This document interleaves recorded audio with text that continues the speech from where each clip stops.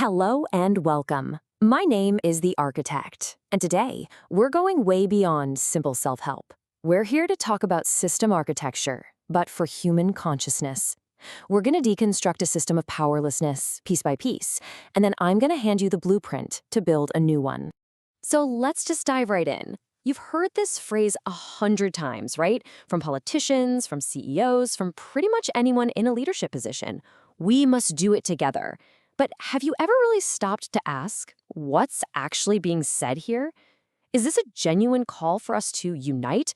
Or is it something else entirely? That's what we're going to do first. We're going to put this very common, very vague promise under the microscope. What sounds like a call for strength and unity, well, it might be hiding something else. Let's dissect it. On the surface, of course, it sounds good. It sounds democratic, inclusive. It sounds like teamwork. But as an architect, I don't really care about the surface. The paint job, I look at the structure, the foundation. And when you look at the architecture of this language, you start to see some really serious flaws. So it's time for the architect's analysis. To really get what's going on, we have to deconstruct the phrase itself. We're going to break down its linguistic weak points, its psychological traps, and expose the flawed architecture that's holding it all up. Okay, so here we've got two different models from neuro-linguistic programming. Now, leaders often use what's called the Milton model. It's intentionally vague, using words like we, it, together, to get you nodding along without them having to commit to anything specific. But the architect's tool, that's the meta model. It does the opposite.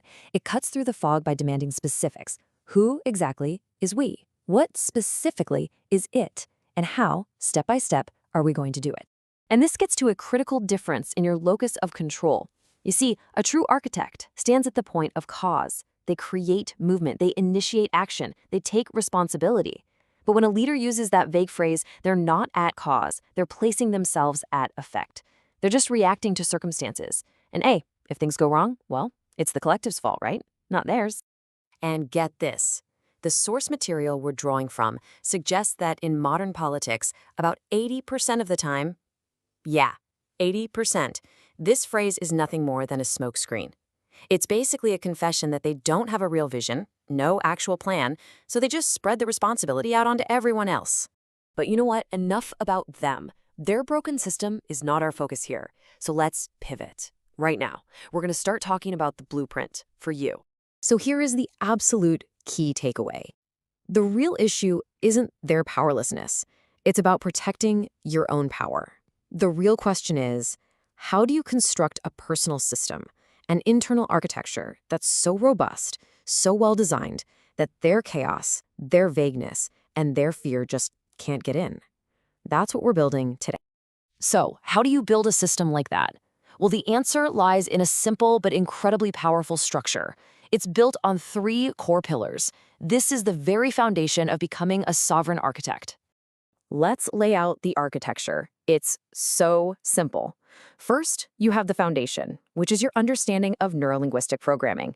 Second, you have the control panel, the interface. And third, you have the power source, the coherent nexus. Let's break down exactly what each of these means for you. Okay, Pillar 1, NLP. This is your foundation. I want you to think of it like the source code for your mind. It's all about mastering the language you use with yourself.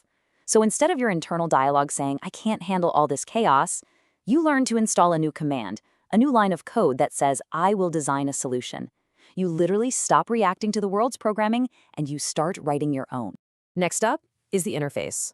This is your personal control panel, your firewall. It stands between your internal world and everything happening outside.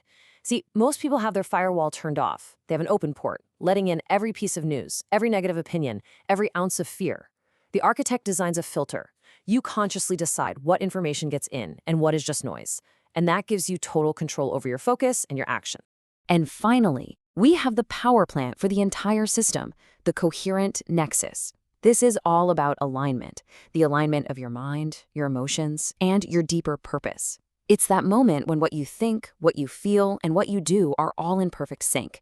You know, your mind has the plan, your heart has the passion for it, and your gut confirms it's the right move. That is coherence.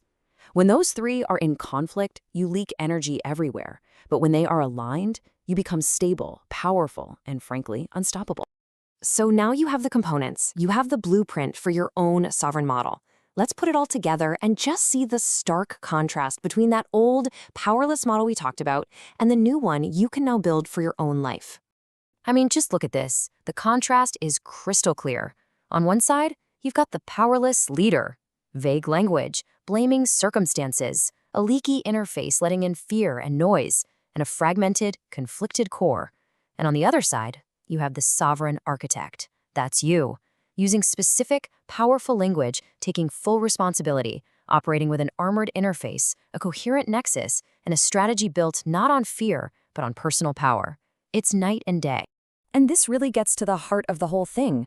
True togetherness, real leadership, it isn't born from a shared sense of helplessness. No, it comes when a sovereign individual, standing strong and stable like a house, then invites others to join them from that position of strength. So, there it is. The blueprint is in your hands. The system is yours to build. The only question left is the one that you have to answer for yourself. Will you continue to be a passenger on a ship with no captain, or will you become the architect?